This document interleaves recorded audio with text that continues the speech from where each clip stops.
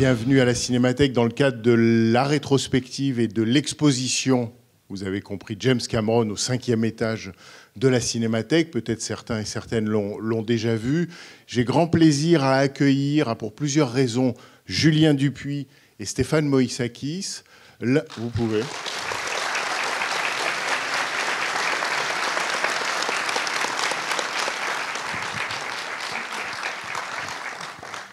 J'ai grand plaisir à accueillir l'un et l'autre parce que ils sont tous les deux critiques, consultants, scénaristes, mais on leur doit à la Cinémathèque française une fière chandelle, puisque, je peux le dire comme ça, c'est par eux que le contact a été établi avec James Cameron et son équipe, et c'est par eux que l'idée de cette exposition à la Cinémathèque est venue, et donc c'est eux qui ont créé le premier lien à partir duquel les équipes se sont mises au travail. Voilà, donc déjà pour ça, je voulais les remercier.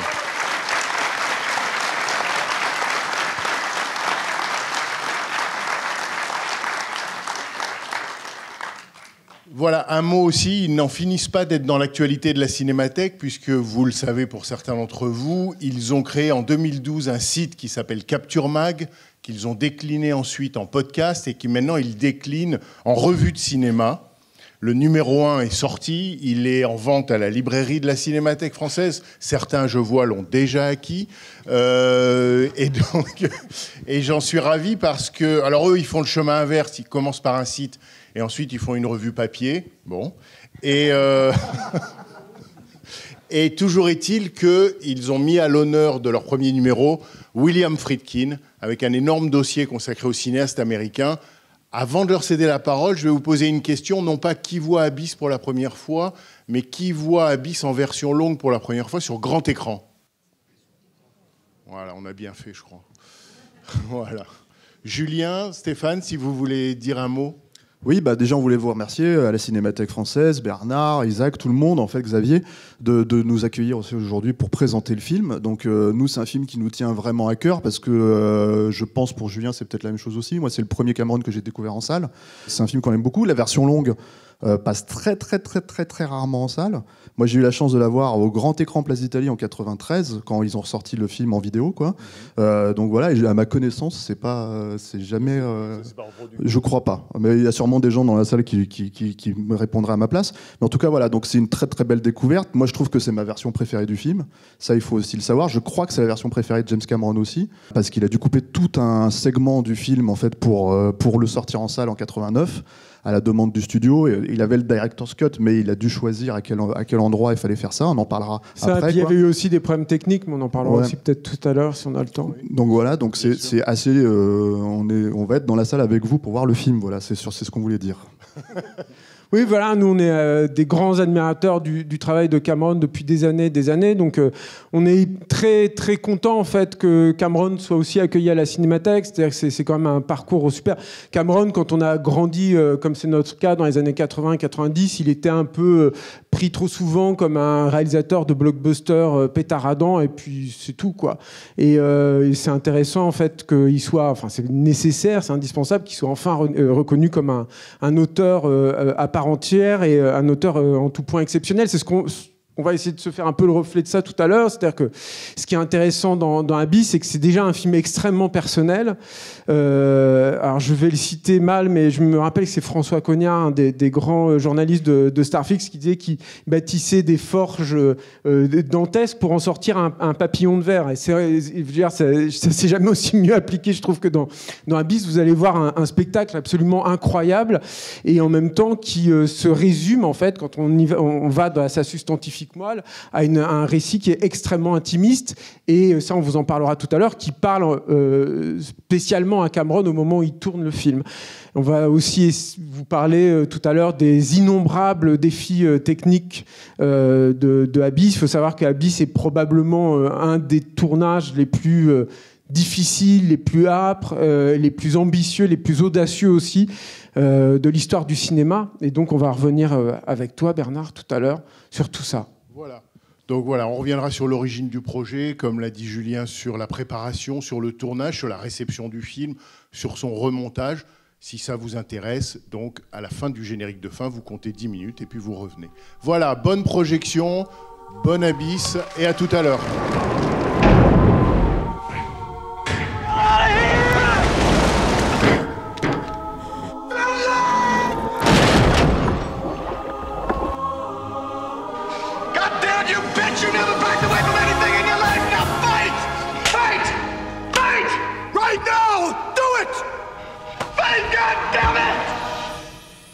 Je pense que le plus simple avec Julien et Stéphane, le plus simple, c'est peut-être qu'on revienne avec vous au départ sur la jeunesse du projet, sur son histoire, d'où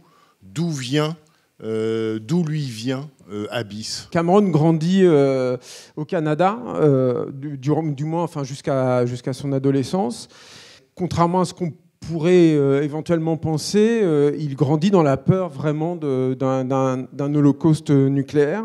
D'autant plus que C'est-à-dire qu'il grandit, il naît en 1954, c'est-à-dire qu'il naît en pleine, ce qu'on appelle la guerre froide. La guerre froide, exactement. Et d'autant plus que son père a très très peur en fait de ça. C'est-à-dire qu'il grandit pas très très loin en fait d'une centrale nucléaire. Et son père est persuadé, notamment pendant la crise des missiles de Cuba, que les Russes vont choisir cette centrale comme une des cibles potentielles de l'Amérique du Nord. Donc le jeune Cameron grandit avec, par exemple, sur la table du salon, des fascicules pour survivre à un holocauste nucléaire, essayer de se protéger d'une bombe atomique, etc. Je pense que ça, c'est le premier truc fondamental. L'autre chose, c'est qu'il grandit aussi en voyant beaucoup de films de série B fantastiques et de science-fiction qui, à mon avis, ont infusé aussi dans Abyss. Il ne faut pas oublier en fait, cette influence-là, elle est particulièrement importante. C'est surtout, en fait, il le dit, et à plus forte raison, c'est plus flagrant dans la version longue qu'on vient de voir, en fait, que Le jour où la Terre s'arrêta était une influence en fait, sur Abyss. Donc Le jour où la Terre s'arrêta, c'est un film de Robert Wise du début des années 50, de science-fiction. Exactement, dans lequel en fait, un robot vient en fait, déclamer en fait, à la Terre un extraterrestre accompagné du robot Gort. Voilà, c'est ça. Klaatu Barata Niktu. Voilà, exactement. Qui vient déclamer en fait, en gros, que la Terre, il lui reste plus que quelques temps à vivre en fait, s'il ne règle pas la situation dans laquelle on est, c'est-à-dire la situation qu'on voit là dans Abyss aussi, qui est, en gros, on s'entretue tous, quoi, et il faut régler cette idée, cette notion-là, quoi. En fait, c'est un film de SF un peu philosophique, dans lequel en fait on puise des idées de cette notion-là, en fait, de l'homme est un loup pour l'homme, quoi. Et on essaye de retravailler ce thème en fait à la base dans Abyss, quoi. Donc ça c'est une des premières inspirations, je pense. En tout cas lui il le revendique clairement, et dans cette version c'est plus flagrant parce que dans la version courte c'est quelque chose qui a été assez coupé, assez tronqué, tout le passage en fait sur les NTI en fait qui menacent la Terre. Et tout le tsunami en fait c'était complètement coupé de la version sale. Mais il y a ça, et il y a aussi en fait le fait qu'à un moment donné il a écrit une nouvelle qui s'appelle The Abyss. C'est vraiment une courte histoire à 17 ans. À 17 ans, voilà, c'est une courte histoire en fait de plusieurs scientifiques qui travaillent dans une base sous-marine et qui sont appelés à un moment donné à se jeter un par un dans l'abysse en fait, et en fait il y a une espèce de mystère autour de ça. Pour les besoins du film, il a complètement changé la notion. C'est plus du tout des scientifiques, comme on l'a vu là, c'est des foreurs pétroliers, quoi, des blue collars, comme on dit aux États-Unis, quoi, des ouvriers, des prolos, voilà. Des prolos. Mais l'idée initiale est vraiment là, quoi. Oui, et aussi, il avait écrit cette nouvelle-là après avoir vu une conférence dans son établissement scolaire. Enfin, je crois que c'était dans le cadre de son établissement scolaire, de son cursus scolaire, enfin, peu importe, mais de scientifiques, d'explorateurs des fonds marins qui avaient justement mis au point le liquide qui permet de respirer sous des pressions littéralement invivables que l'on voit dans le film, qui a vraiment existé, enfin qui est un vrai, qui est resté au stade du prototype, à ma connaissance, quoi. Mais par exemple, la scène avec le rat blanc n'est pas simulée, c'est pas un effet spécial dans le film. Ils ont vraiment submergé un rat blanc qui a vraiment réussi à respirer avec ce liquide-là, quoi. Et donc c'est aussi cette chose-là en fait qui l'a poussé à écrire cette nouvelle. Et il faut aussi également savoir, et ce sera le dernier truc, c'est que tout ça se passe quand il a 17 ans. C'est aussi l'année où il passe son brevet de plongée. Il découvre des documentaires, enfin plusieurs documentaires sur les fonds marins, et en particulier ceux de Jacques-Yves Cousteau, qui était un précurseur dans le genre. C'est un genre, on peut considérer ça comme un genre, quoi. Et il va développer une fascination pour les fonds marins, pour tous les gens qui ont eu la chance de plonger. Je ne sais pas s'il y en a beaucoup dans la salle, mais quand on plonge, moi, je n'ai jamais plongé très profond. Je suis allé au maximum à 35 mètres, mais c'est vrai qu'on a vraiment l'impression d'être sur une autre planète, quoi, d'être dépendant déjà de ces bouteilles d'oxygène, d'être coupé comme ça de la surface. votre corps doit s'habituer à une perception de la gravité qui est absolument différente de ce qu'on connaît en surface. Et en plus, on a un besoin d'un temps d'acclimatation quand on regagne la surface. Donc il y a quelque chose, on a l'impression de quitter l'environnement classique que l'on connaît habituellement. Et donc c'est pas étonnant pour quelqu'un qui est curieux, qui s'intéresse, qui est mordu de science-fiction aussi, de se passionner des fonds marins. Mais en fait, ce qui est marrant avec Abyss, c'est que du coup, il va aussi créer un genre. Alors un genre qui va pas durer très longtemps, mais... et ça en dit long en fait de la perception que l'industrie a de Cameron à cette époque-là. Mais quand Abyss sort, ou en tout cas quand Abyss est rentré en production, il initie à lui seul un genre qui serait un genre de SF sous-marine. On pourrait dire ça comme ça. Et donc il y a plein de films qui sortent en même temps, mais si c'est bien d'en parler. C'est vrai qu'on mais c'est incroyable, c'est-à-dire que c'est rare, si tu veux, dans l'histoire du cinéma, de voir tout à coup un film qui initie la production de plein d'autres films. Donc il y a Mutant aquatique en liberté, Mâle. Est-ce que tu l'as vu, Bernard? Mais non, mais c'est bien, il y a un gros monstre crabe et tout, à un moment, qui mange un monsieur et qui se retrouve coupé en deux. Ça. Bon, bref. Je suis à Cinémathèque, faut pas que je... Mais il y a aussi il y a Léviathan de Georges Pancosmatok, donc le réalisateur de Cobra, spécial dédicace à Stéphane, qui alors lui était sur le plateau, le film Léviathan se tournait à Rome, il n'arrêtait pas de répéter à ses équipes, ça c'est Tom Woodruff qui me l'avait raconté, qui est un des spécialistes des effets spéciaux qui avait bossé sur le film, il n'arrêtait pas de dire je vais battre Cameron, là je suis en train de faire un truc techniquement et tout, ça va le battre, ça va le mettre à terre et tout. Donc il y avait ce truc de concurrence extrême en fait quand il lance Abyss. Je suis allé un peu loin en besogne. C'est surtout que c'est des films qui ont été rushés en production pour justement sortir avant Abyss. Ouais. Voilà. Et il y a Corman qu'on avait fait aussi, j'ai oublié. Mais bon, bref. Mais quand il voit les enfants ou jeunes ou adolescents avec cette passion qu'il a pour la plongée, quand il voit les films du commandant Cousteau, c'est d'une certaine manière 2 en 1.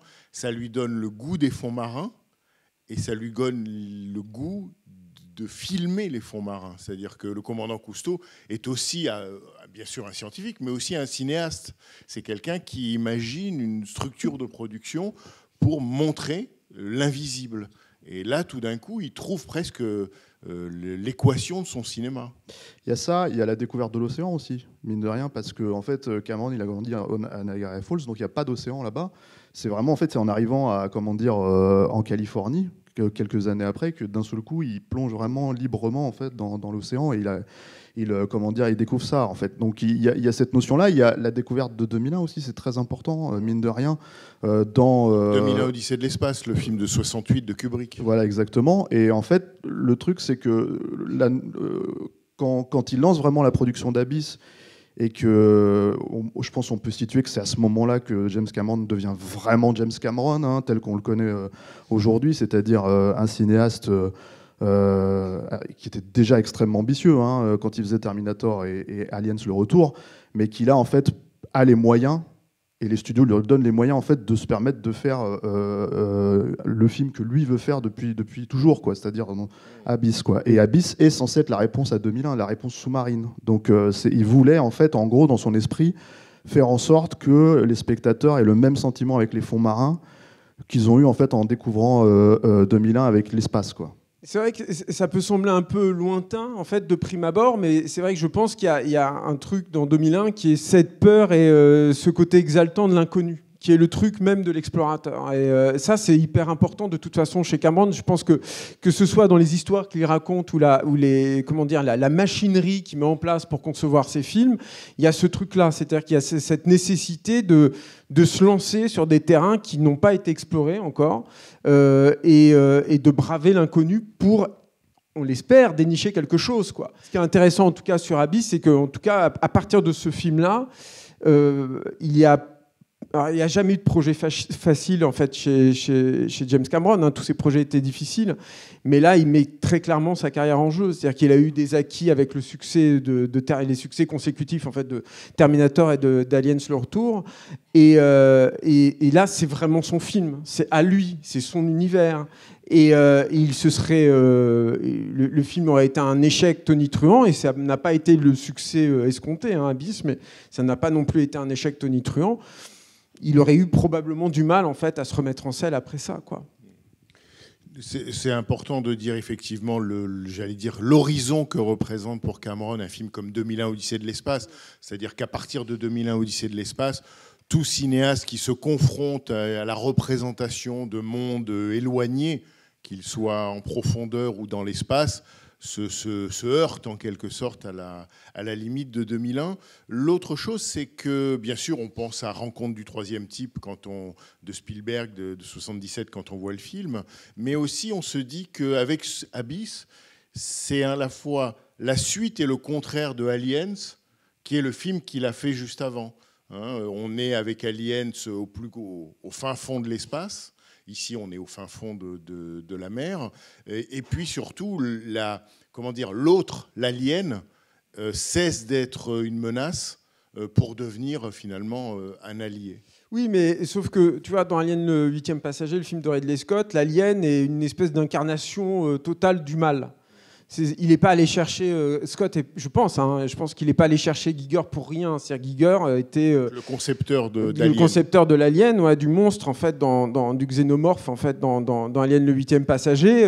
Giger était très versé dans l'imagerie peut-être satanique. En tout cas, il y avait beaucoup de choses de Lovecraft et tout. Quand Cameron arrive sur Aliens le retour, le xénomorphe devient un animal. C'est-à-dire qu'on comprend, son cycle de vie semble beaucoup plus normal.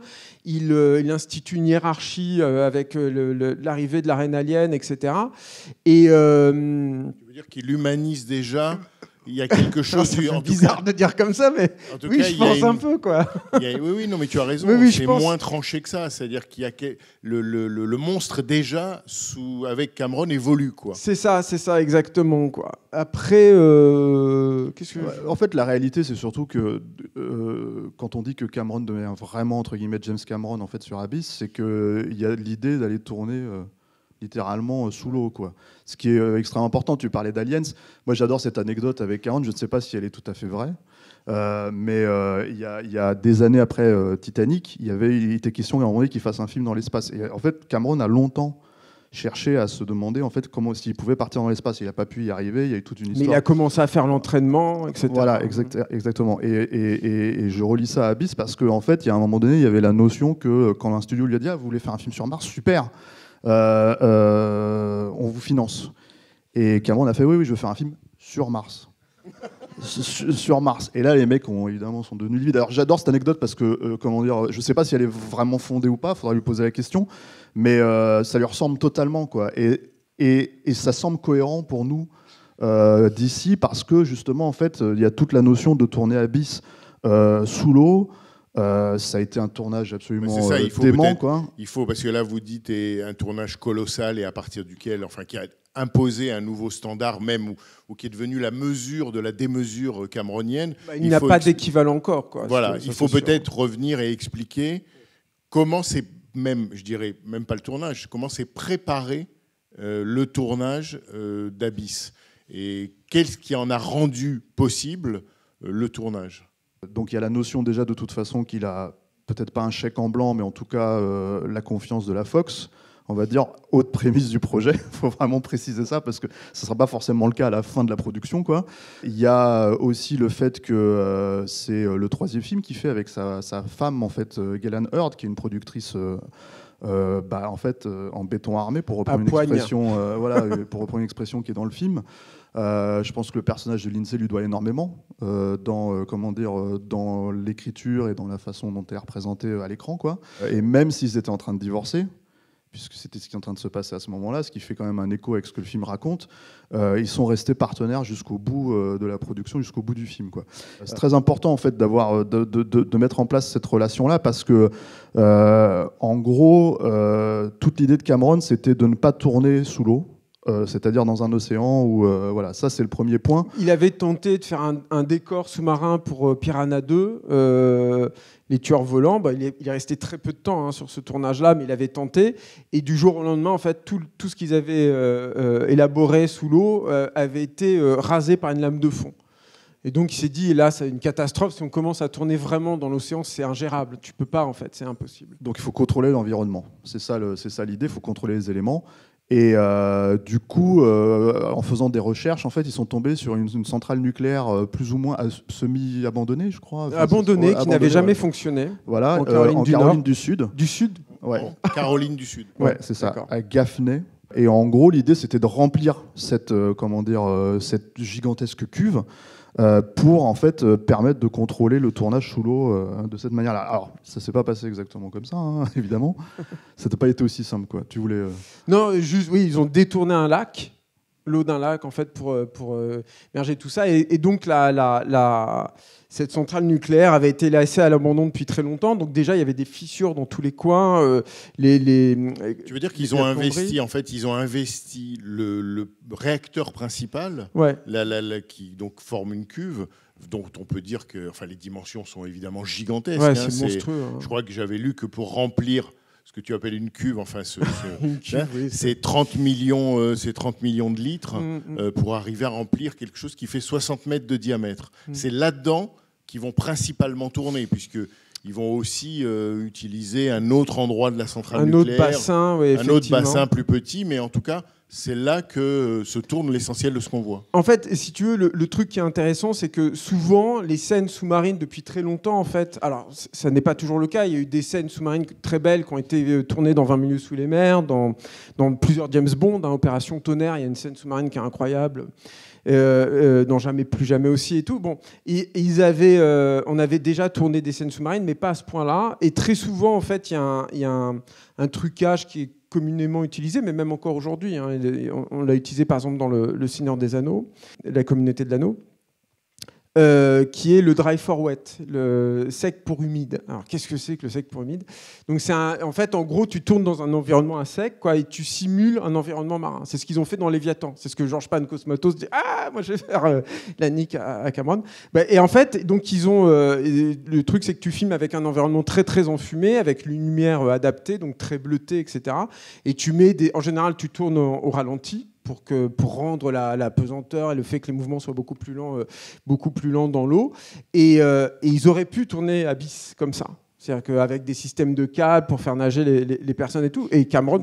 Où la fumée simule l'eau. Il y a des plans comme ça en Dry for Wet, hein, dans le film, hein, les plans de maquette, en l'occurrence quand ils s'approchent du sous-marin, le combat entre les deux submersibles à la fin, tout ça, il y a beaucoup de plans maquettes qui ont été tournés en Dry for Wet. Mais la majeure partie du film, y compris d'ailleurs avec les maquettes, ont été tournées directement dans un milieu à queue. Dans cette cuve, c'est là-dedans aussi. Non seulement ils vont la remplir, mais avant de la remplir, c'est là qu'ils vont construire le décor qu'on voit, c'est-à-dire la plateforme de forage submersible. Avant qu'elle soit immergée, ils l'ont construite. C'est-à-dire que c'est combien de temps prend, on sait, la préparation du tournage par rapport au moment du tournage? C'est surtout qu'ils sont en retard. C'est-à-dire, dès le début, ils sont en retard sur la fabrication du deep core. Voilà. Donc, sur l'idée de commencer à tourner, sur l'idée de commencer à remplir le bassin d'abord, puis tourner ensuite, etc., etc. Donc, en fait, il est déjà à ce moment-là en train de jouer la montre en fait sur le film, quoi, sur le tournage du film. Donc oui, c'est monstrueux. Le tournage en soi, je crois, si je dis pas de bêtises, c'est 140 jours en fait, ce qui est énorme. Ouais, en fait. Ouais, c'est énorme. Un film, un blockbuster de base, c'est quoi? C'est 70 jours de tournage à peu près. 140 jours, ça fait 4 mois et demi environ. Ouais, 4 mois et demi de tournage. Ouais, c'est mais monstrueux. Ça veut dire qu'ils sont précédés eux-mêmes, qui est précédé lui-même par des mois d'élaboration du décor. Oui, mais qui se superposent aussi parce que tout n'est pas prêt au moment où il tourne, etc. Et alors ça peut sembler complètement fou, mais la complexité du tournage est telle qu'ils n'ont même pas le temps de faire de devis pour les derniers plans truqués en fait, à effets spéciaux. Ils vont devoir improviser tout ça en fait à mesure qu'ils sont en train de tourner. Donc c'est dire déjà la pression qu'il y a. Il y a un documentaire formidable qui s'appelle Under Pressure, qui est à nouveau disponible là, sur le 4K qui vient de sortir. Et tu parlais de la construction du décor, du deep core. Il y a un élément en fait, dans ce documentaire qui est incroyable, qui est un time-lapse. Donc ils ont tourné quelques images comme ça par heure. Donc on voit en accéléré le deep core, le décor du deep core en train d'être fabriqué. Mais il y a toujours un truc qui m'a fasciné là-dedans, c'est que comme les gars, ils n'ont pas eu le temps de finir de peindre, ils commencent à remplir la cuve d'eau et les gars, ils sont sur des espèces de radeaux à essayer de peindre le deep core. C'est complètement fou, en fait. Et la pression est absolument totale, quoi. Mais c'est ça qui est beau aussi dans le film, tel qu'on peut le reconstituer, c'est qu'à la fois, et on y reviendra, le film a représenté un saut technologique et le film a en quelque sorte été d'avant-garde de ce point de vue-là. Et en même temps, on ne peut réaliser un film comme celui-là, j'allais dire non, qu'avec le système D. C'est-à-dire qu'avec des trucages, des arrangements, des artifices, tu disais la fumée pour l'eau, c'est-à-dire vraiment j'allais dire presque des trucages antédiluviens ou des trucages de l'histoire du cinéma. Il a toujours fait ça, hein. Et même encore sur les avatars, par exemple, le fait que Jack Sully, par exemple, il est en chaise roulante avec des jambes qui sont atrophiées et tout, ça c'est un trucage qui est vieux comme les trucs que Lon Chaney pouvait faire dans les années 20, quoi, tu vois. Et il a toujours fait ça, en fait. Dans Titanic, par exemple, ils ont inversé un décor à la pellicule, en fait, pour représenter les 2 ponts du Titanic. Donc il suffisait de changer tous les signaux, en fait, qu'il y avait sur le pont du bateau, en fait, pour doubler en quelque sorte la surface, tu vois, la superficie du décor. Donc là, effectivement, en fait, il y a alors oui, il y a du système D, mais en même temps, et ça c'est aussi un passionnant en fait dans Abyss, c'est que c'est un film extrêmement technologique et pas forcément là où on l'attend. C'est-à-dire que comme il tourne sous l'eau, ils doivent tout repenser en termes d'équipement, de plongée, etc. C'est-à-dire que les casques que vous voyez, pour voir le visage des acteurs, ça a été tout un truc en fait. Il a fallu concevoir ces casques. Ils n'existaient pas, ils ont été créés spécialement pour le film. Tu parles des casques qui ne sont pas semi-circulaires, voilà, mais ceux qui ont un angle droit. Ils ont une espèce d'angle droit comme ça, mais c'était principalement pour voir le visage des comédiens. Alors après, c'est poser la grande question qui est toujours très complexe quand on a des comédiens qui portent des casques, c'est comment on voit leur visage. C'est-à-dire qu'ils ont une lampe qui est ici, tu vois, qui va éclairer devant eux, mais on ne voit pas forcément leur visage. Dans la réalité, tu ne vois pas le visage. Il n'y a aucun intérêt à éclairer un visage, parce que toi, si tu es à l'intérieur du casque, tu vas voir gonfler, ça va être hyper embarrassant. Donc en fait, ils ont une lampe. Je rentre un tout petit peu dans les détails, mais c'est pour donner un peu une impression, une sensation en fait, de la complexité du film. Donc ils ont une lampe et il y a un petit miroir sans teint qui est à l'intérieur. On le voit dans un plan, là, j'ai remarqué. Il y a un petit miroir sans teint qui est à l'intérieur, qui donc éclaire la lampe, éclaire devant, comme un casque habituel. Mais le côté du miroir sans teint rééclaire, en fait, renvoie la lampe en fait, dans le visage, réfléchit la lumière pour éclairer les visages, quoi. Mais de la même façon, ils vont construire ce qu'ils appellent la Sea Wasp, qui est une caméra sous-marine agrémentée de moteurs. Donc il y a 2 guidons en fait, de chaque côté pour pouvoir la piloter et qui leur permet, en fait, ça leur sert de dolly ou de rail de travelling sous-marine en quelque sorte. C'est-à-dire qu'avec la Sea Wasp, ils peuvent s'approcher, ils peuvent monter, ils peuvent descendre. Puis surtout, et ça c'est un mouvement qui est très compliqué à faire a priori en tournage sous-marin, ils peuvent reculer, ils peuvent faire des travelling arrière, quoi. Et donc voilà, tout est complexe comme ça, quoi. Et dans la scène où Ed Harris nage avec Lindsay, Marie-Elisabeth Mastrantonio, qui nage avec elle alors qu'elle est inerte, on voit bien qu'entre autres, il y a ce plan avec ce mouvement arrière dont tu parles et qui est très très beau parce que c'est comme si la caméra là les accompagnait dans leur effort. Et de toute façon, il y a ça, il y a des innovations en fait dans le film permanentes. Il y a notamment le fait de pouvoir enregistrer les dialogues directement en fait. C'est-à-dire c'était jamais fait jusque-là. En gros, avant la technologie, elle n'était pas mise au point pour ça. Il y avait beaucoup moins de films qui se tournaient. Mais tu veux dire, pardon, je te coupe, mais tu veux dire enregistrer les dialogues de manière inédite parce qu'ils enregistrent les dialogues en son direct sous l'eau. Voilà, exactement. En fait, tout était en post-production sur les productions précédentes sous-marines, quoi. Et là, pour lui, sa notion, je pense, et je pense que ça fait partie de tout le projet de manière générale de Cameron, hein, c'est de pouvoir en fait faire rentrer l'humain à travers la technologie, quoi. C'est-à-dire que vraiment la notion de pouvoir capter, il y a toujours du travail de post-production. D'ailleurs, par exemple, toutes les problématiques de son, c'est-à-dire normalement quand on se parle à travers des casques comme ça, il y a un espèce de son énorme qui dès qu'on lance un parasitage. Oui, un parasitage en fait absolument. Apparemment, qui expulse. Ça les rendait dingues sur le plateau parce que en plus il avait mis un système où c'était lui qui leur parlait, il pouvait pas lui répondre. Donc il avait vraiment une espèce de prise générale en fait sur le tournage où il était le seul à pouvoir vraiment s'exprimer, quoi. Et mais ce qui est cohérent, hein, en même temps quand on y réfléchit, c'est pas juste un truc je pense de cinéaste mégalo, c'est vraiment une notion de à un moment donné on doit au maximum tourner sous l'eau le plus possible. Lui il restait quelque chose comme 12-13 heures par jour en fait sous l'eau, quoi. Il devait ensuite décompresser, il devait regarder les rushs en même temps, les rushs de la veille en fait pour être sûr de savoir qu'il avait bien ce qu'il avait en main, que tout était là, c'était les plans qu'il voulait. Et donc, du coup, d'un seul coup, s'il y a beaucoup de nuisances sonores autour de ça, ça fonctionne plus, quoi. Toujours est-il que quand il leur parlait, et je pense que c'est le principe de ce casque, en tout cas à cette époque-là, c'est qu'on entendait cette espèce de parasitage qui, pour le coup, a été totalement retravaillé en post-production sur le film. Faut le couper, ouais. Voilà. Non, ils ont mis un son apparemment un tout petit peu plus, smooth, on va dire. Mais oui, je pense qu'il y a cette notion en fait que chaque défi technologique en fait de Cameron, et ça c'est une évidence à partir de celui-là et sur tous les films qui vont suivre derrière, concerne en fait la façon dont l'humain va rester en ligne de compte. Bon, le tournage, on pourrait en parler des heures. Il y a plein de, il y a eu des problèmes majeurs. Il y a le fait que justement, quand ils tournaient dans une cuve comme ça, avec l'eau en fait qui venait d'un lac, du coup en fait le problème c'est qu'avec les lumières tout se réfléchissait, donc ils avaient un effet miroir en fait qui était extrêmement problématique sur la surface de l'eau, voilà, et qu'il a fallu jeter, je sais pas ce que c'était, des billes de polystyrène. Ouais, voilà, et en fait en plus c'était des billes qu'ils ont mis là parce que s'ils mettaient une bâche, il y avait le moindre problème, ils pouvaient pas remonter à la surface, il y avait des problématiques de sécurité, donc les billes c'était une manière d'obscurcir l'image, de la lumière, quoi. Et en fait, il faisait un plafond noir en quelque sorte à la surface de l'eau, pour donner l'impression évidemment. Mais ça suffisait pas. Grands fonds. Il fallait quand même une bâche au-dessus. Le problème, c'est qu'ils ont eu des grosses averses et que la bâche s'est déchirée en deux. Et quand Cameron a vu ça, il a dit bon, je crois qu'on va tourner de nuit. Donc, si vous voulez, le tournage en nuit, c'est fatigant de plonger. Hein. C'est vraiment un truc crevant, quoi. Donc, ils avaient, quand Stéphane dit qu'ils restent très longtemps sous l'eau, c'est qu'ils pouvaient changer leur bouteille d'oxygène directement sous l'eau. Quand ils devaient remonter, en fait, Cameron, il faisait tellement froid, ce qui fait froid apparemment. Ils ont tourné en hiver à la fin, je crois. Et il faisait tellement froid que les briefs qui se faisaient les peu de moments où ils étaient à la surface, c'était dans des baignoires avec de l'eau chaude. À ce moment-là, le tournage avait tellement explosé en fait que la Fox disait mais pourquoi vous dépensez autant d'argent dans des baignoires ?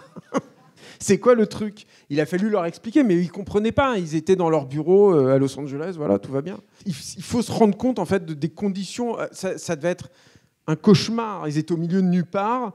Il y avait des chèvres qui bouffaient les câbles et tout. C'est vrai, quand même. Mais je crois que Cameron a dit lui-même que chaque jour de ce tournage, il a pensé à le quitter.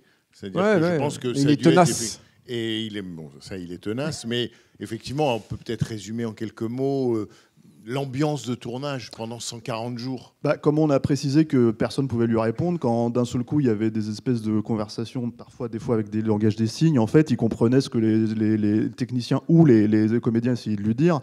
Et ses réponses, c'était il te reste combien d'oxygène, tu survivras. Tout va bien en fait. C'était vraiment, il avançait sur des notions comme ça. C'est assez connu qu'il s'est mis absolument, peut-être pas tout le monde à dos, mais en gros une grosse partie, des comédiens et une grosse partie en fait des techniciens aussi. Il est allé chercher, on n'en a pas parlé, Al Giddins en fait, qui est un opérateur sous-marin. Qui a notamment travaillé sur des documentaires et sur les grands fonds de Peter Yates, qui était à l'époque, selon Cameron, le plus grand film, le film le plus ambitieux en termes de tournage sous-marin. C'est un film qui s'appelait The Deep. Voilà, c'est ça. Bien l'ambition. Avec Jacqueline Bisset. Ouais, c'est vrai. Et donc en gros, eux à la fin du tournage, ils se sont ils se sont rabibochés depuis puisqu'ils ont tourné Titanic ensemble, mais ils se sont ils se sont brouillés, quoi. Donc c'était vraiment, en fait, je pense qu'il y avait un espèce de pression en fait à l'idée de terminer le film de toute façon coûte que coûte, avec parfois un véritable danger de mort. Hein. C'est arrivé par deux fois, ça a failli arriver par deux fois, c'est-à-dire sur Ed Harris et sur James Cameron. Alors la situation exacte, c'était qu'à un moment donné, le premier assistant apparemment pour James Cameron ne lui avait pas annoncé le nombre d'oxygène qui lui restait dans ses réservoirs, et que quand Cameron s'en est rendu compte, il a utilisé ses dernières ressources en fait pour essayer d'appeler Al Giddins, justement, qui lui n'entendait pas parce qu'il est à moitié sourd, parce que justement il tourne beaucoup sous l'eau, donc il a eu des problématiques de pression aussi, et que d'un seul coup, en fait, Cameron, dans un instinct de survie, a décidé de remonter par lui-même, de délester en fait de ses affaires. Il croise en cours de route un assistant ou un caméraman ou un technicien, je sais plus, qui en fait lui donne en fait un détendeur pour lui redonner de l'oxygène, et en fait il le met à l'envers. Ce qui fait que d'un seul coup, en fait... Ne faites pas ça si vous faites de la plongée. Ne le mettez pas à l'envers. Hein. Et ce qui se passe, du coup, c'est que d'un seul coup, en gros, Cameron avale de l'eau au lieu d'avaler de l'oxygène, quoi. Il s'en rend compte une première fois, il comprend pas exactement ce qui se passe, ça arrive une deuxième fois.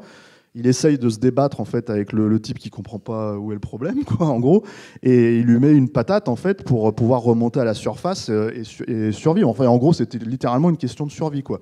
Apparemment, c'est arrivé plus ou moins de la même manière à Ed Harris. Dans la scène où il plonge dans l'abysse, tu vois, qui est à la fin, qui était tournée en fait non pas verticalement mais horizontalement. D'accord. Et nous, on n'a pas la perception de ça, quoi. Tu vois. Et oui, apparemment, c'est la même chose. C'est-à-dire qu'il tournait en apnée, là, pour le coup, ces scènes-là. Sympa, non? T'as fait envie. Et donc voilà, et je sais plus exactement pour Ed Harris, mais c'est la même chose. C'est à peu près la même c'est teneur, similaire. En tout cas, les deux histoires sont racontées à part et elles sont vérifiées en tout cas.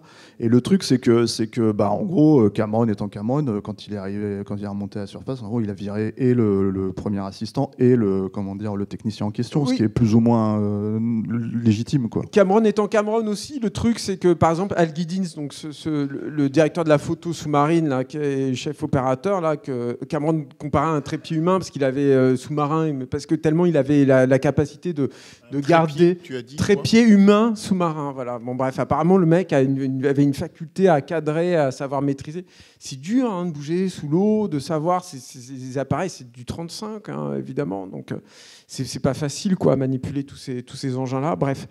Du coup, j'ai perdu mon truc, mais oui, Al Guinness disait qu'il n'avait jamais vu une implication pareille de la part d'un réalisateur. C'est-à-dire que quand Abyss se tourne, tout le monde a déjà des combos, c'est-à-dire des petits appareils vidéo. On en voit même dans le décor du Deepcore. Donc des petits appareils vidéo qui leur permettent d'avoir un retour vidéo. Cameron aurait pu rester au sec. Il aurait pu rester au sec, donner ses ordres de là. Et non, il était sur le terrain. Et il était le plus présent sur le terrain en permanence, quoi, auprès de toutes les personnes. Il se doit, et il l'a toujours fait hein, sur tous ses tournages, de montrer l'exemple comme ça pour donner du courage, en gros, à son équipe. Il ne peut pas faire ça autrement, quoi. Et ça se respecte. Et du coup, c'est vrai qu'on peut comprendre que le gars n'ait pas une attitude toute zen en permanence, d'autant plus qu'encore une fois, il était en plein divorce avec Galen Hurd. La productrice, comme ça, sur un tournage, c'est son bras droit, quoi. Et ça, c'est le truc aussi, moi, qui me bouleverse dans Abyss, parce qu'on parle beaucoup du grand spectacle, etc. On va peut-être y revenir, si tu veux, bien sur les effets spéciaux. Bernard, mais ce qui est incroyable, c'est que je trouve qu'il y a une humanité incroyable, en fait, dans Abyss. C'est un film où il y a beaucoup, beaucoup, beaucoup de gros plans. Énormément. Je trouve aussi que c'est un film qui marche beaucoup sur le contraste. Tout à coup, tu es à l'extérieur, c'est énorme, tu n'en vois pas le bout, quoi, littéralement. Et puis après, tu es à l'intérieur, c'est tout confiné, c'est tout étouffant, et tu as des gros plans. Et tu vois l'humain, quoi, en fait, là-dedans. Et je trouve qu'ils sont pleins d'humanité, en fait, tous ces personnages-là. Et puis c'est vrai que l'histoire d'amour entre elle et lui ne paraît pas du tout plaquée, mais au contraire très très bien écrite, très bien intriquée dans le film d'action, et dont on se dit, effectivement, comme tu le disais dans l'introduction, que tout ça, c'était pour en arriver là. Et je pense que le gag ou la récurrence de la bague que porte Ed Harris est presque tout le projet du film, c'est-à-dire dans un gigantisme absolu, tout tient à un objet minuscule. Ça, et au message « Je t'aime, femme ». Ça, c'est... Ouais. C'est marrant parce qu'il y a cette notion qu'il est souvent présenté comme un réalisateur de cinéma d'action, ce qui est vrai hein, dans l'absolu, mais en fait c'est un romantique. Tous ces films sont des histoires d'amour. Le Titanic c'est évident, mais Terminator c'est l'histoire d'un homme qui vient du futur parce qu'il est amoureux d'une femme en fait. Donc il traverse l'image de la photo d'une femme. Voilà c'est ça, et qui traverse l'espace-temps en fait pour la retrouver quoi. Même True Lies c'est un couple à la dérive en fait qui vont se retrouver dans l'aventure quoi.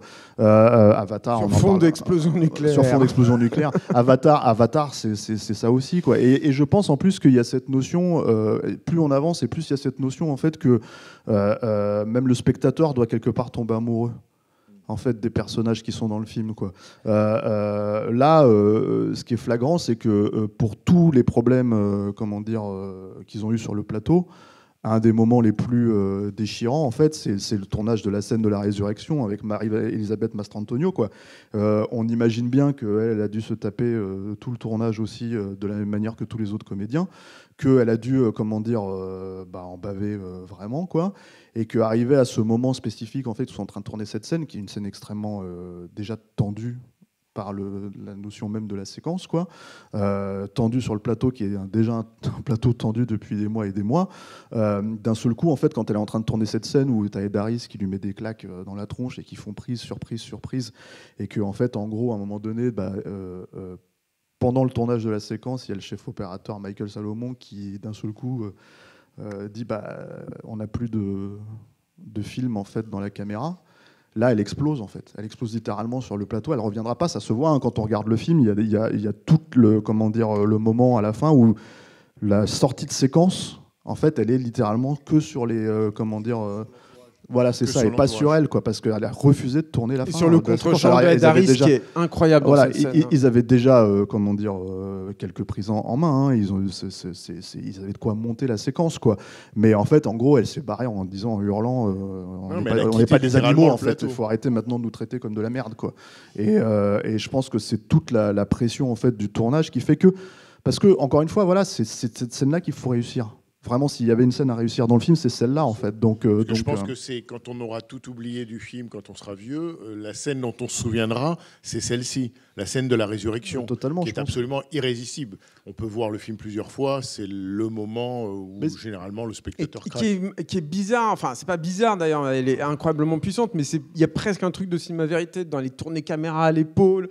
T'as presque l'impression qu'elle se passe en temps réel. Il y a très peu de filtres de cinéma, en fait. T'as l'impression que la photo est relativement simple, épurée, quoi. Il n'y a pas d'effet, quoi. Elle est incroyable, cette scène. Mais ça tient beaucoup à la situation, mais aussi, comme tu le dis, au jeu de Ed Harris à ce moment-là, parce que là encore, il doit jouer, même si elle est présente dans certains plans sous la caméra, et encore plus quand elle s'absente du plateau, il joue vraiment l'émotion qu'il fait passer à la caméra elle-même. C'est-à-dire que là, il est filmé en contre-plongée et il donne tout en gros plan. Et c'est le pic émotionnel du film. Hein. C'est-à-dire que aujourd'hui, Cameron, il en parle avec le recul, et moi, je ne suis pas tout à fait d'accord avec lui là-dessus, mais en fait, il considère que c'est le pic émotionnel total. Non, mais c'est le pic émotionnel total, et que du coup, le film se perd derrière. En fait, émotionnellement, il n'arrive pas à retrouver remonter. Voilà. Il y a quand même la descente dans l'abysse d'Ed Harris, qui est quand même très, très, très, très forte, quoi, très, très puissante, et qui, moi, je pense, est un vrai écho à ça aussi. Donc, parce que ça reste même si c'est un autodidacte, hein, sur plein de points, Cameron, notamment sur l'écriture scénaristique, etc. Ça reste, je trouve, d'une efficacité absolument dingue, quoi. Et en tout cas, il a tout ce qu'il a besoin sur le papier pour pouvoir faire exploser les scènes derrière. Et d'ailleurs, c'est marrant parce que à l'expo, que vous devriez tous aller voir, qui est au-dessus, et t'as vu, il y a peu de dessins, en fait, de Abyss. Il y a un très beau dessin de Ron Cobb. Il y a quelques dessins de Steve Berg aussi. Mais Cameron était tellement sous l'eau qu'il n'a pas eu le temps de faire beaucoup de dessins. Merci. Et il n'a pas eu le temps de faire beaucoup de dessins. Je vois qu'il y en a qui suivent. non. Il n'a pas eu le temps de faire beaucoup de dessins, mais par contre, il a fait les dessins de cette descente dans les abîmes, en fait. C'est pas un hasard. Hein. Je pense qu'il y a un truc, en fait, qui était particulièrement important à ce moment-là. Il fallait avoir cette image de ce petit bonhomme-là qui se perd et qui a la dernière petite lueur d'espoir, en fait, dans ce truc où tu te dis, bon, tout est foutu, quoi. Ils vont tous mourir. Il va y avoir un holocauste nucléaire au-dessus, c'est foutu. Il y a cette petite luciole là, t'es tout en bas. Et c'est elle qui va réussir à tout rallumer, quoi. On a commencé à parler des effets spéciaux et on a parlé des trucages et effectivement les billes noires de polystyrène. Mais il faut qu'on revienne peut-être d'un mot que vous expliquiez en quoi la scène du serpent d'eau est à l'époque une prouesse technologique. Le pseudopode. Le zizido, c'est comme ça qu'il l'appelait ILM. Vraiment, le zizido selon ILM, moi que j'appelle le serpent d'eau, mais en tout cas le pseudopode. Qu'est-ce que ça représente ? Parce que dans le film, c'est 1 minute de film. Hein. Ouais, mais c'est sidérant en fait aussi. Ça fait partie des choses sur en plus un autre point. Est-ce que Thomas est là ? Je te vois pas. Ah, il est là-bas. Donc vous avez Thomas Martin qui est là-bas. Thomas en fait a une chaîne sur YouTube qui s'appelle CGM. Voilà.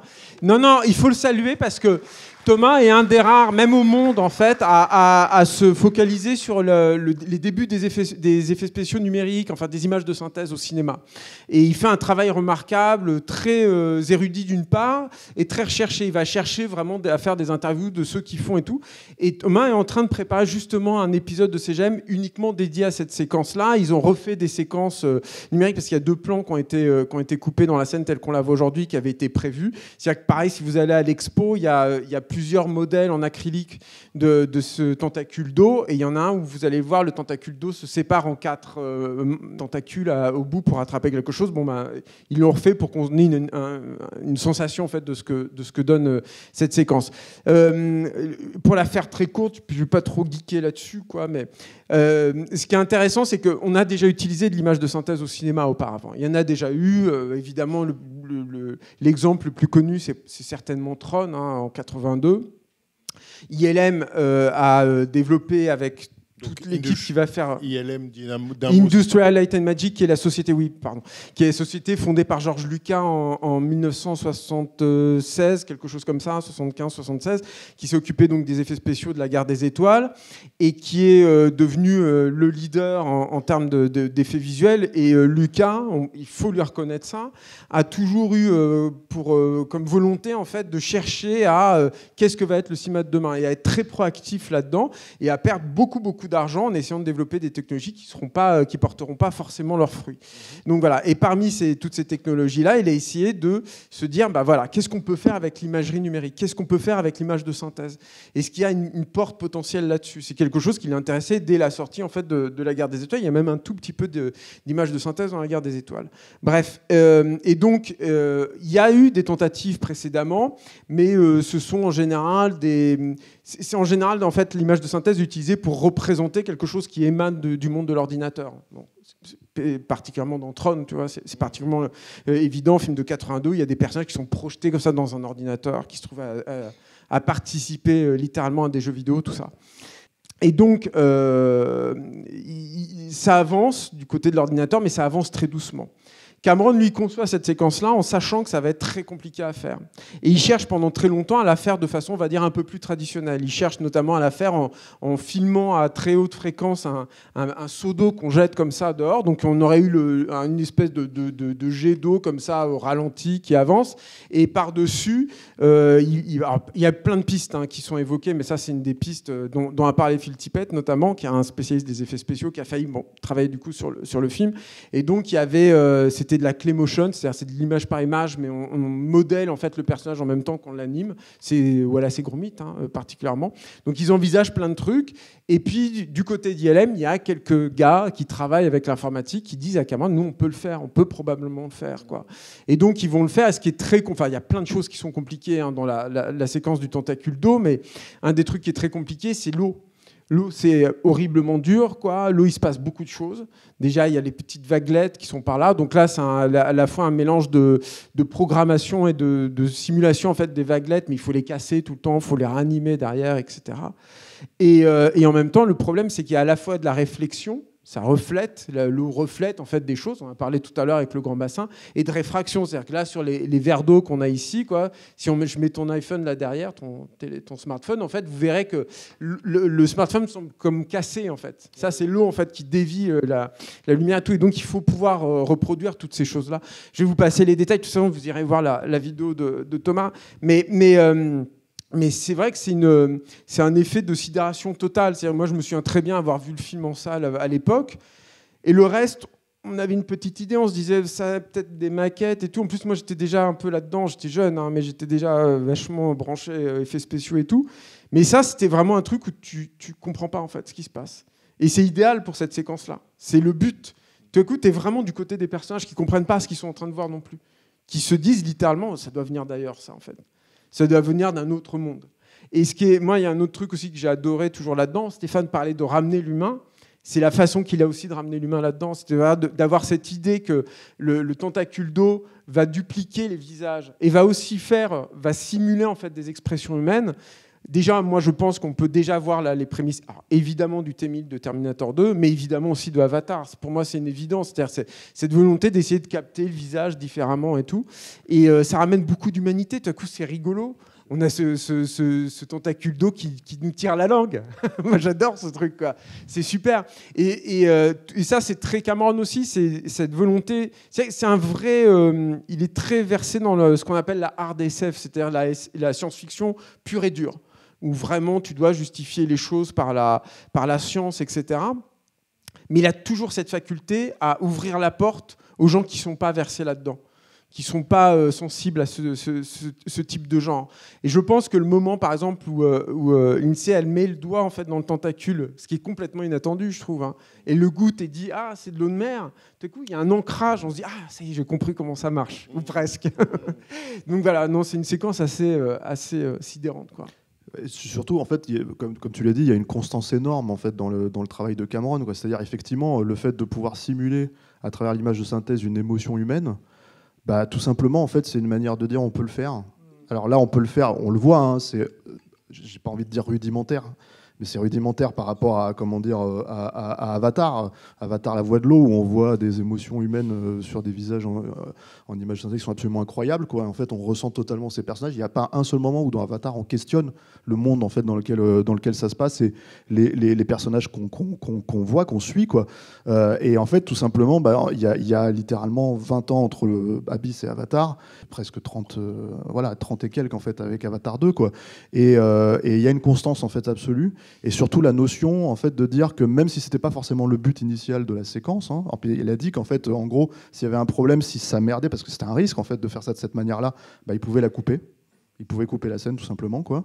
En fait, en prenant ce risque-là, d'un seul coup, en fait, on ouvre le champ des possibles en fait, sur ce qu'on peut faire au cinéma et ce qu'on peut vraiment en fait, étendre et créer quand ce n'est plus possible en fait, avec les moyens actuels, quoi.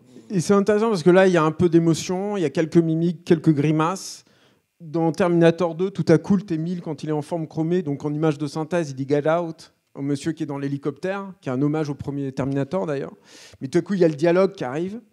Et puis avec Titanic, il y a les figurants numériques qui sont sur le pont du bateau, qui tombent, qui s'effondrent. Donc là, il y a tout un tas de mouvements qui est beaucoup, beaucoup plus complexe. Jusqu'à Avatar, c'est vrai qu'il y a de la suite dans les idées. Et c'est aussi, je pense aussi, ce qui fait de lui un auteur. C'est que tout à coup, vous avez des aliens bioluminescents, en fait, dans Abyss. C'est marrant, en fait, quand j'imagine que pour les gens qui ont découvert Abyss après avoir découvert Avatar, de se dire « Ah, c'était déjà là, quoi ». Il avait déjà ce rêve-là, il avait déjà ce fantasme-là, mais qui va également de pair avec sa fascination pour les fonds marins. Quand il était là, James Cameron a dit, je ne sais plus, à vous ou à nous, il a dit je me rends compte avec l'exposition que je n'ai jamais eu que 5 idées dans ma vie et j'ai poursuivi ces 5 idées. Oh, ça, c'est je ne sais pas si c'est de la fausse modestie, mais je pense qu'il y croit d'une certaine manière, mais parce qu'il y a toujours des éléments qui reviennent. Voilà. Il y a un moment donné, en fait, où, par exemple, quand les deux bathyscaphes sont en train de se battre en fait, à la fin du film, quand Lindsay revient et qu'elle dit « Get out » ou je sais pas quoi, c'est exactement la même séquence en vrai que dans Aliens, quand Sigourney Weaver elle monte dans le power loader et qu'il lui fait « Get away from her, bitch ». Il y a tout un tas de trucs, you bitch, voilà. Mais en fait, il y a tout un tas de moments où ils se répètent. Effectivement, il y a le Get out dont parlait Julien, mais et puis effectivement, il y a des grandes idées entre T2 et Avatar 2. Il y a la notion de faire des films miroirs par rapport au premier film, en fait. Mais là, il prend en considération aussi que les gens connaissent le premier film et qu'en fait, en gros, il doit détourner leurs attentes, en fait. Et puis, c'est ce qui définit un auteur, non ? Je veux dire, tu peux dire ça, le coup des 5 idées, tu peux le dire de Hitchcock, hein. Tu peux même le dire de Kubrick, alors que Kubrick, il a investi des genres à chaque fois radicalement différents de film en film. Donc, moi, je pense aussi que c'est ce qui fait qu'il a imprime. En fait, c'est un film qui lui appartient profondément, Abyss. Peut-être même sur certains points, notamment au niveau émotion et tout, peut-être un peu plus que les autres sur certains points.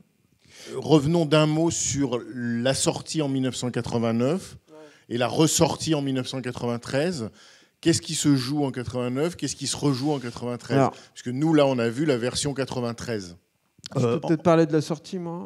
Ouais, vas-y, je t'en prie. La sortie en 89, déjà, ce qu'il faut imaginer, parce que c'est pareil, les choses ont beaucoup changé, mais c'est un gros été de blockbuster. C'est quelque chose qu'on a complètement perdu aujourd'hui, mais pendant longtemps, pendant on va dire 20-25 ans, tous les étés, en fait, qui est le moment où les Américains vont plus en salle, il y avait énormément de gros films, de grands budgets en fait, qui sortaient en même temps.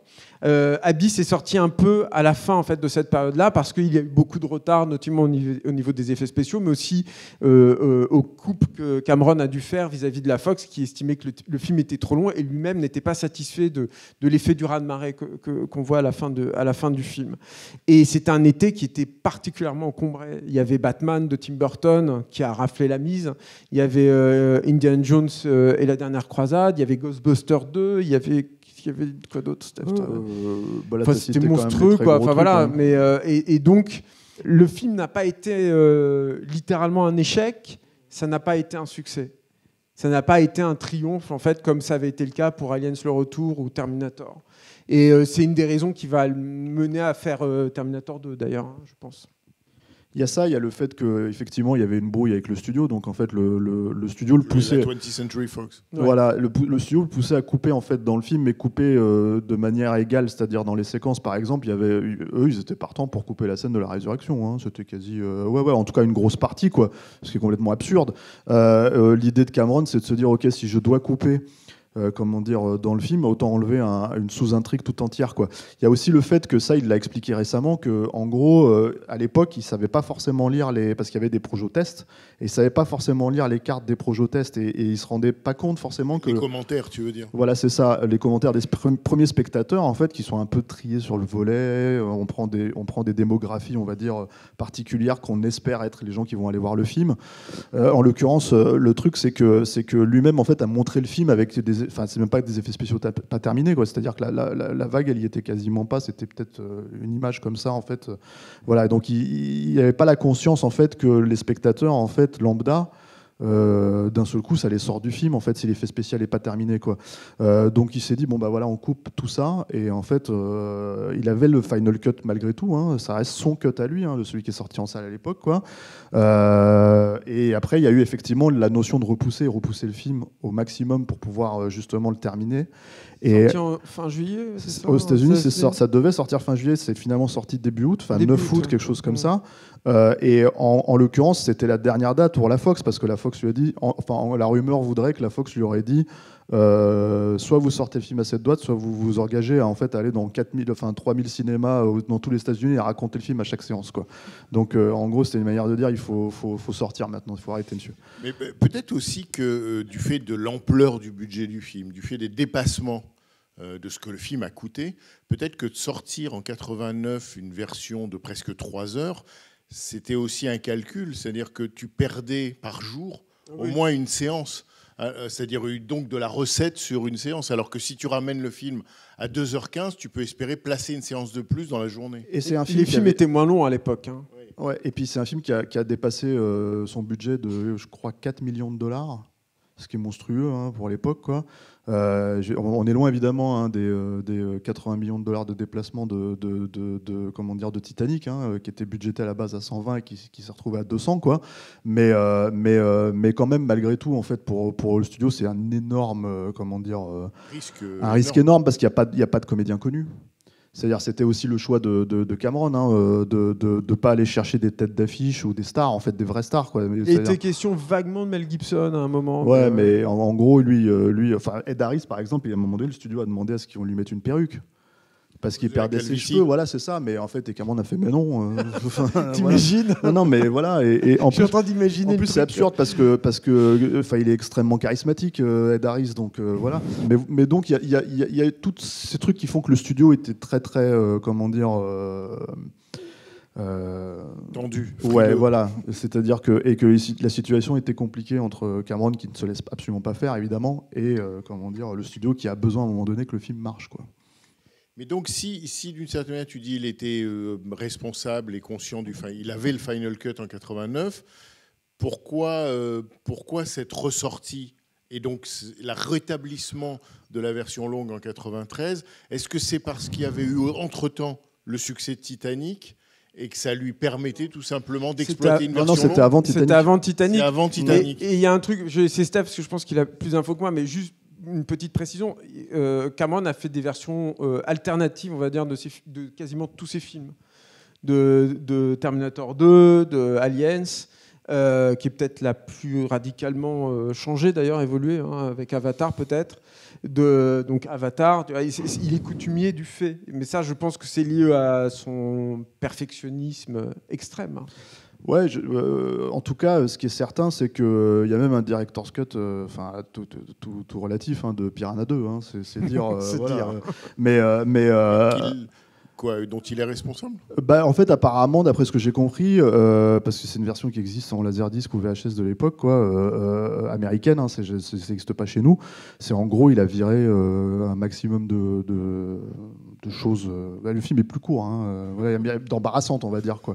Mais bon, c'est très compliqué quand même de remonter ça à Piranha 2. Hein. Voilà, ça reste pas un très bon film, mais le truc, c'est qu'il y a comment dire.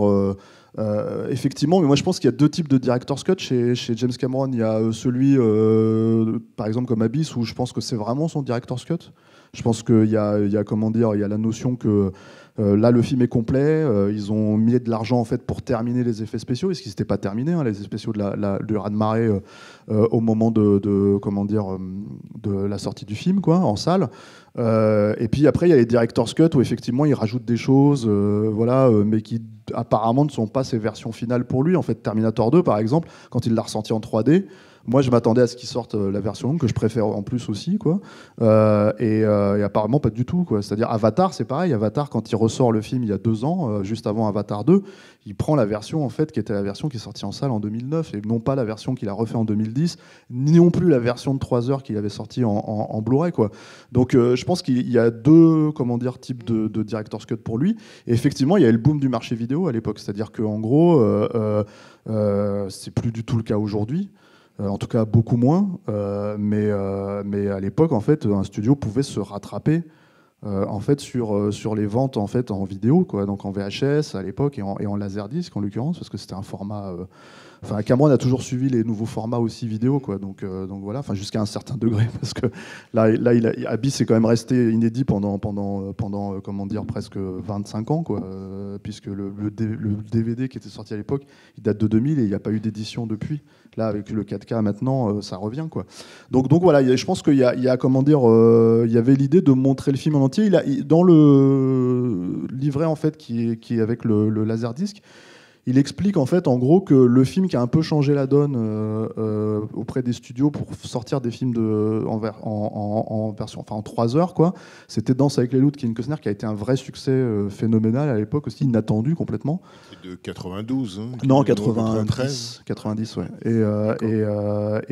Terrible, hein, il se souvient de tout. C'est sorti quel jour ? C'était en 91 en France, mais c'était en février, je crois. Le truc, c'est qu'en gros, Cameron raconte qu'à partir du moment où les studios en fait, ont vu qu'on pouvait faire de l'argent, beaucoup d'argent, en fait, même en perdant une séance, en sortant un film de 3 heures, ils ont comment dire, ils ont un peu lâché la bride. Mais là, en l'occurrence, en vidéo, on fait ce qu'on veut, quoi. Ouais. Effectivement, il y avait un précédent sur plein d'autres films de Cameron. Il y avait Aliens qui était ressorti en vidéo juste avant, en version longue, etc. Donc voilà.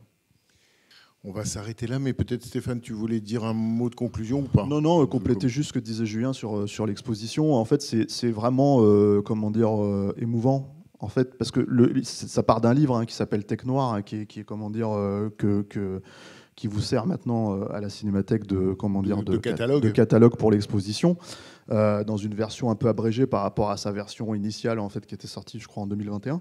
Et en fait, la version américaine, je veux dire, l'édition américaine, mais en fait, ce qui est très étonnant, c'est que même en regardant Tech Noir, même en feuilletant Tech Noir, en fait, et qu'on peut constater effectivement que c'est un artiste quand même assez complet, quoi, le fait de voir ça devant nous, le fait de se balader dans l'expo et de vraiment en fait avoir la conscience en fait et de regarder ces dessins et certains qui sont mis en grand comme ça, c'est moi je trouve si vous aimez vraiment James Cameron, si vous aimez le cinéma de James Cameron, c'est extrêmement émouvant, quoi.